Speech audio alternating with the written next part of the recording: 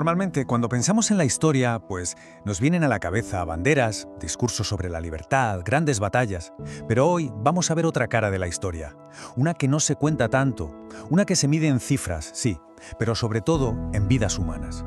Y eso nos lleva, claro, a la pregunta del millón. La pregunta central de este análisis. ¿Cuál es el verdadero precio del poder? Pero no el que sale en los titulares, sino el que se paga de verdad. El que, casi siempre, pagan otros. Vamos a empezar con esta cifra. 8 billones de dólares. Así, como suena. Según las fuentes que manejamos, esto es lo que Estados Unidos ha gastado en guerras y en intervenciones solo desde el 11S. Es una cantidad de dinero que, la verdad, cuesta hasta imaginar. Pero lo importante es que detrás de cada uno de esos ceros hay una historia. Y aquí es donde llegamos al meollo de la cuestión, al argumento central de la fuente. Porque la historia que nos cuenta no es la de las misiones humanitarias para llevar la democracia. No, es una historia mucho más fría, una de cálculo, de estrategia y de dinero. Así que la clave, al parecer, es seguir el rastro del dinero y del poder, no tanto de los discursos. Bueno, y para entender cómo funciona este patrón, vamos a viajar un poco en el tiempo.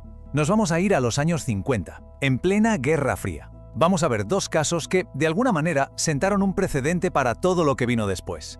Irán y Guatemala. A ver, a simple vista parecen dos países que no tienen nada que ver, ¿verdad? Pero sus historias en esta época están conectadas, unidas por un hilo muy concreto, la intervención extranjera para proteger, como no, intereses económicos.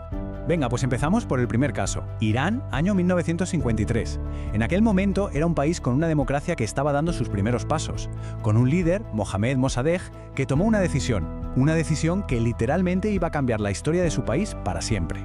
Y aquí lo vemos, el contraste es brutal. Por un lado, la intervención, la famosa Operación Ajax. ¿Y por qué se activó? Pues porque a Mossadegh se le ocurrió nacionalizar la industria del petróleo, que hasta ese momento la controlaban los británicos. Y por otro lado, el coste humano. ¿Qué pasó? Pues que se instauró la dictadura del Shah, con su temidísima policía secreta, la SAVAK. Una policía que, por cierto, fue entrenada por la CIA y que se dedicó a reprimir a la gente durante décadas.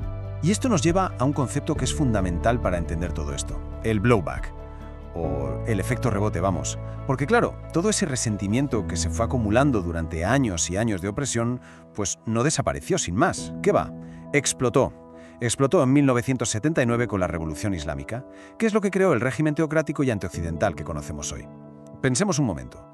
Una consecuencia directa de una operación que se había diseñado 26 años antes. Tremendo. Y es que el esquema, la plantilla, se repite casi al dedillo. Solo un año después, en 1954. El foco se mueve a Guatemala. Y la historia es una familiar, Otro líder elegido democráticamente, Jacobo Arbenz, que también se ponía a impulsar reformas que, sorpresa, chocan con intereses extranjeros. Pero es que aquí la conexión es súper explícita. El motivo de todo el lío fue proteger los intereses de una sola empresa, una corporación estadounidense muy poderosa, la United Fruit Company. O sea, se tumba un gobierno democrático por una empresa. Y el resultado, una espiral de violencia que acaba en una guerra civil brutal. 36 años de guerra civil. 200.000 personas. Ese es el coste humano que se calcula que tuvo esa guerra civil. Y la fuente, además, subraya algo terrible, que la inmensa mayoría de las víctimas fueron indígenas mayas. De hecho, se ha llegado a calificar como un genocidio. Pero claro, la historia no para en los 50. Vamos a avanzar una década a los 60 y 70 para ver otros dos casos que siguieron un guión muy parecido, aunque el contexto geopolítico ya había cambiado un poco. Ahora nos vamos a Indonesia y a Chile. Y otra vez lo mismo. Dos países en continentes distintos, pero cuyas historias se vieron, alteradas de forma radical por el mismo tipo de intervención. Año 1965. El foco está en Indonesia. El objetivo, en plena Guerra Fría, era claro: erradicar la influencia comunista del sudeste asiático. Y para eso se apoyó a un general, un tal Suharto. Lo que pasó a continuación, la fuente lo califica de una forma muy dura: un genocidio silenciado. Y es que la intervención, según se detalla, fue muy directa. Se llegaron a suministrar listas con nombres de supuestos comunistas, de intelectuales, de sindicalistas, de cualquiera que fuera un poco opositor. El coste humano fue una catástrofe. Hablamos de entre 500.000 y 1 millón de personas asesinadas en pocos meses. Se dice que fue una de las masacres más rápidas y eficientes del siglo XX. Da escalofríos. Y llegamos a nuestro último caso de estudio que nos lleva a Chile, en 1973. Allí el gobierno socialista de Salvador Allende, que había sido elegido democráticamente, pues se convirtió en un objetivo. Mirad esta frase. Es muy reveladora. Hacer que la economía grite. Las fuentes la recogen y resume perfectamente la estrategia que se siguió. Porque no fue solo un golpe militar, y ya está, no. Antes de eso se metieron millones y millones de dólares para desestabilizar el país desde dentro, para ahogar la economía, para crear caos. La idea era esa, hacer que la economía gritara para que el golpe pareciera justificado. El resultado inmediato, pues ya lo conocemos, una dictadura de 17 años, más de 3.000 personas asesinadas o desaparecidas. Pero, ¿y el legado a largo plazo? Pues como bien señala la fuente, fue la imposición de un modelo económico muy concreto, de privatización a ultranza. Un modelo que creó una fractura social tan profunda que sigue viva hoy y que de hecho fue la mecha del estallido social que vimos en 2019. Vale, después de este recorrido por estas 4 historias, la pregunta casi sale sola, ¿no? ¿Cuál es la factura que se sigue pagando a día de hoy? Porque está claro que estas cosas no son eventos aislados que se quedaron en el pasado.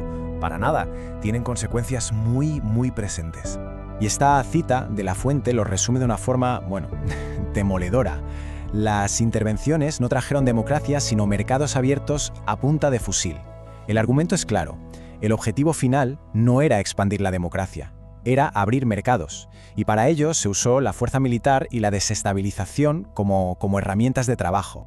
Y aquí tenemos esa factura, digamos, desglosada. A ver, en Irán, el famoso blowback nos dejó un régimen teocrático. En Guatemala, esa inestabilidad que se creó es crónica y sigue alimentando la violencia y la crisis migratoria. En Indonesia, ¿qué pasó? Pues que los responsables de la masacre nunca fueron juzgados, y de estructura de poder corrupta sigue ahí. Y en Chile, como decíamos, la herida de la desigualdad que impuso la dictadura sigue completamente abierta. Lo que nos deja con una última pregunta flotando en el aire. Si el coste se mide por un lado en billones de dólares y por el otro en millones de vidas y democracias destrozadas, ¿quién, al final de todo, sigue pagando la factura del imperio? Es una pregunta cuya respuesta, me temo, se sigue escribiendo día a día.